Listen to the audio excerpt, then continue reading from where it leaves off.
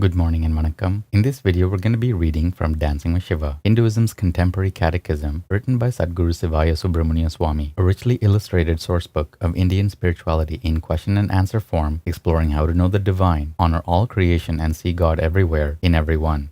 Today's lesson is lesson 24, and we'll begin by reading the caption to the facing image. Lord Shanmugham, the six-faced, 12-armed son of Shiva, wields many weapons as he battles the forces of darkness to end wars large and small. He rides the noble peacock Mayil, which represents effulgent beauty and religion in its fullest glory. Lesson 24. What is the nature of Lord Karttikeya? Shloka 24. Lord Karttikeya, Murugan, first guru and Pleiadean master of kundalini yoga, was born of God Shiva's mind. His dynamic power awakens spiritual cognition to propel souls onward in their evolution to Shiva's feet. Om. Bhashya. Lord Karttikeya flies through the mind's vast substance from planet to planet. He could well be called the emancipator, ever available to the call of those in distress. Lord Karttikeya, God of will, direct cognition, and the purest childlike divine love, propels us onward on the righteous way through religion, his father's law. Majestically seated on the Manipura chakra, this scarlet-hued god blesses mankind and strengthens our will when we lift to the inner sky through sadhana and yoga.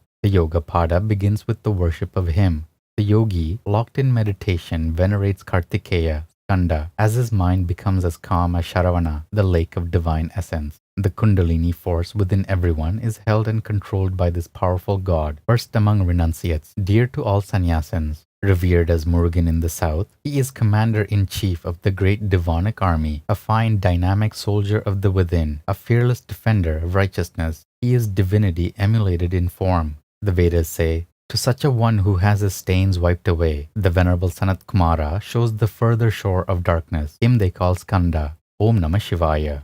Good morning and vanakkam. In this video, we're going to be reading from Living with Shiva, Hinduism's contemporary culture, written by Sadhguru Sivaya Subramania Swami. 365 daily lessons based on ancient Vedic laws, disclosing how to approach family, money, relationships, technology, food, worship, yoga, and karma to live a truly spiritual life.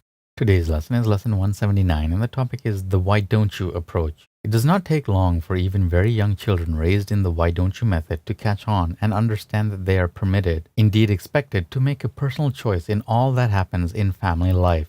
An aggressive few of these children will take over the home and begin giving orders to the parents, unkindly, abusively. Most often, when choices are given, they take the opposite point of view. When you ask a child, why don't we turn off the TV, he may answer, no, I'm not turning off the television because the program I'm watching has not ended yet. When you suggest, shall we all get into the car, he will respond, I am not getting in the car. You all go. I'm staying home. If you then force him to change his decision after asking him to make a choice, you are considered unreasonable. When this happens, respect is lost and is hard to regain. Is the child being disobedient? Well, yes. And well, no. Yes, by responding in opposition to the expected answers, and no, because the question itself invites them to decide, and one possible response is to refuse. Such questions from adults tell the child that each one in the household is an independent entity, free to go his or her own way. The child is being taught how to do this by the parents themselves, by the way they phrase their directions. Some parents want their kids out of the home on their own, supporting themselves. Others don't. There are only two ways. Teach dependence or teach independence. Independence should be taught when the child has become an adult and is educated well enough to make it on his own, not before.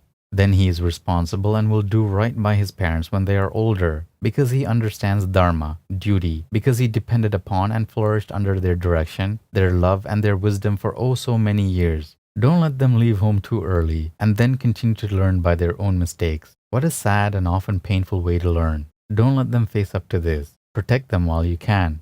Simply don't give choices. They will never notice the change in your approach and will appreciate the security of positive direction. Let's all get into the car. Come along. It is time now to turn off the TV. We are all going to bed.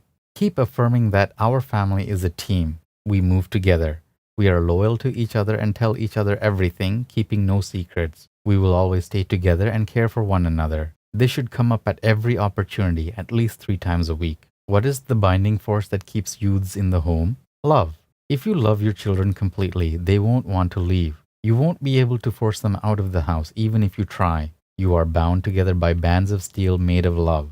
Within this loving relationship, you can guide them and watch over them and help them to live a good life without getting into trouble. 3 hugs a day keeps trouble away. How can you apparently practice Hindu bhakti, which is love of God, gods and guru, and not have enough love in your heart for your son or daughter to make them want to be close to you? If you don't love your children, they will find someone else to love them. Sutra 179 of the Nandinada Sutras. Political perseverance. Shiva's devotees who are parliamentarians face and work through each challenge that comes and are never forced to abdicate. They maintain their office for as long as possible, then seek for the highest next position. Om.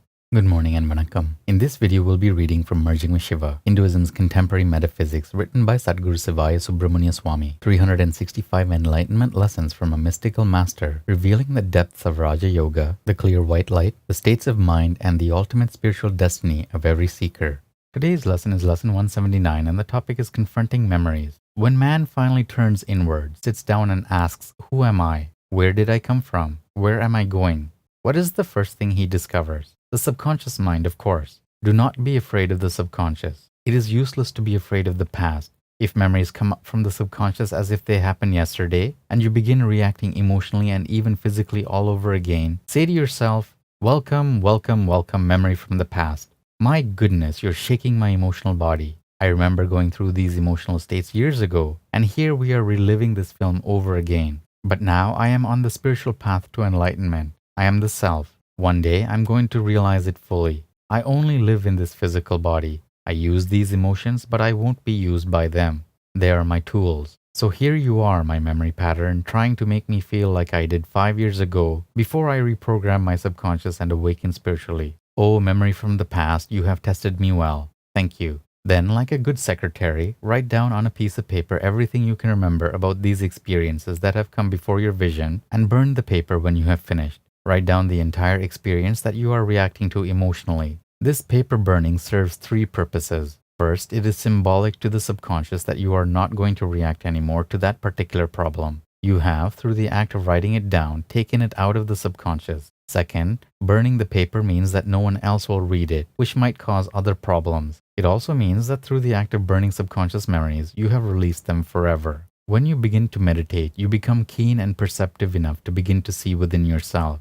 Occasionally, you will see into the subconscious area and begin emotionally to relive the past. This means that many of the predominantly strong memory and reactionary patterns of the past loom up before you one after another, and you may begin to react to them all over again, emotionally and even physically. These are not real experiences. It is only a layer of the subconscious exposing itself to your inner vision, indicating that reprogramming is needed. Handle each layer dynamically. Welcome the thoughts and accompanying feelings in a hospitable way. Do not fear them or regret them, and certainly do not criticize yourself for having them. Simply remove them from the subconscious by writing them down and burning the paper. The reaction will subside, but the memory will linger as an education upon which you can formulate decisions for the future, thus avoiding the same problem. And that's it for today's lesson. Take care of yourselves, have a beautiful day, and we'll see you in the next video. Om Namah Shivaya.